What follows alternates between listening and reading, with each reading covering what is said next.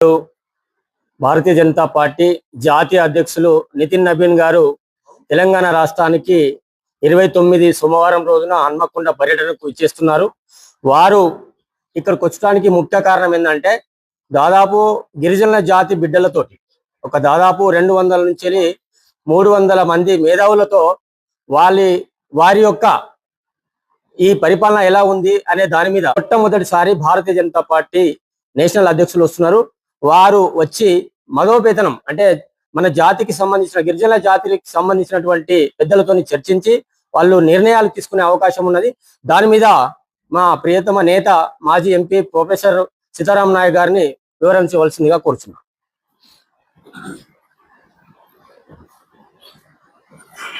Print and electronic media మిత్రులకు నమస్కారం.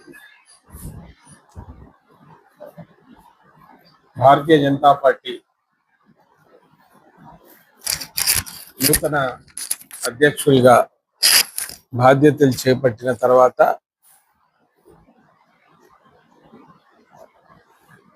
తెలంగాణ రాష్ట్రానికి మొదటిసారి వస్తూ ఉన్నారు.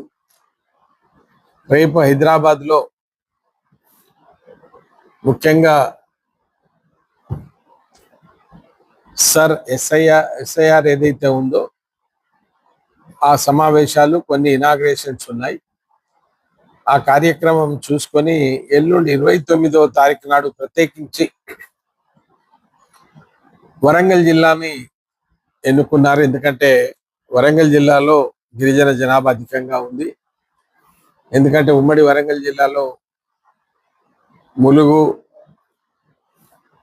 మైబాద్, డోర్నకల్ ఇవన్నీ గిరిజన శాసనసభకు రిజర్వ్ అయినటువంటి నియోజకవర్గాలు. ఇక్కడ చారిత్రాత్మక మేడారం సమ్మక్క సారలమ్మ జాతర నిర్వహిస్తా ఉన్నారు.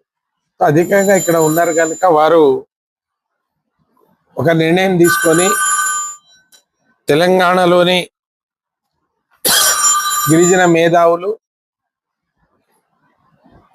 తో పాటు ఇంటలెక్చువల్స్ మెయిన్ అంటే పార్టీ కార్యక్రమం కాకుండా ఆ గిరిజన సామాజిక వర్గం అంటే ఇక్కడ తెలంగాణ రాష్ట్రం ఏర్పడిన తర్వాత 32 గిరిజన తెగలు ఉంటే ఆ 32 గిరిజన తెగల జనాభా 10%.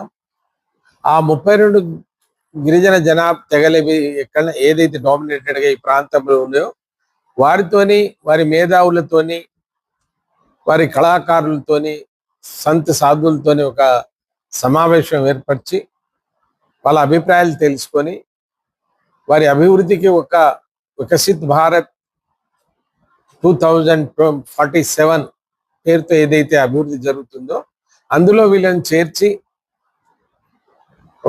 ఒక దశ చూపెట్టాలన్న ఉద్దేశంతో ఎల్లుండి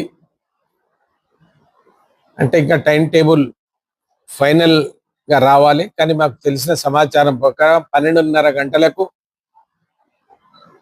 హోటల్ హరిత కాకతీయ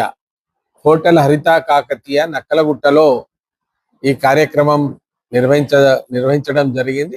అయితే ఇది దయచేసి శ్రోతలకు, మిత్రులకు తెలియజేసేది ఏంటంటే ఈ కార్యక్రమానికి ఒక లిమిటెడ్ అంటే ఒక ఇన్విటేషన్ ఎవరికైతే పంపిస్తున్నారో దయచేసి వాళ్లే రావాలని. ఎందుకంటే ఇక్కడికి వచ్చినాక మాకు అవకాశం రాలేదని ఫీల్ కాకూడదు.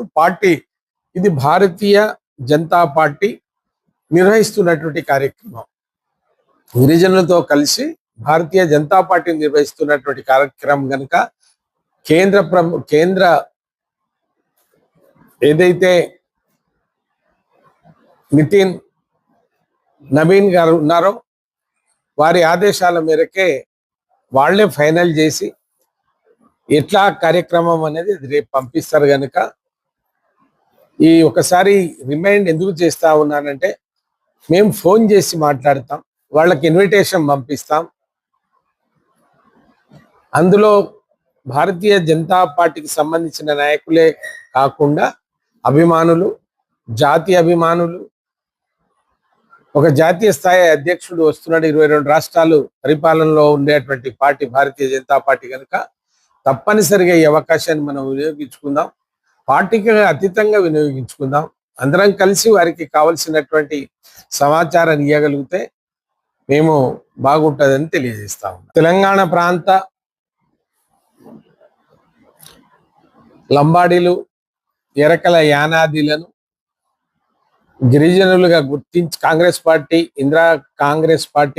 ఇందిరాగాంధీ నాయకత్వంలోని కాంగ్రెస్ పార్టీ గిరిజనుల హోదా కల్పించి 50 సంవత్సరాలు పూర్తి అయిన సందర్భంగా ఈ రాష్ట్రాన్ని పరిపాలిస్తున్నటువంటి కాంగ్రెస్ పార్టీ స్వర్ణ ఉత్సవాల పేరుతో బస్ యాత్ర ప్రారంభించారు.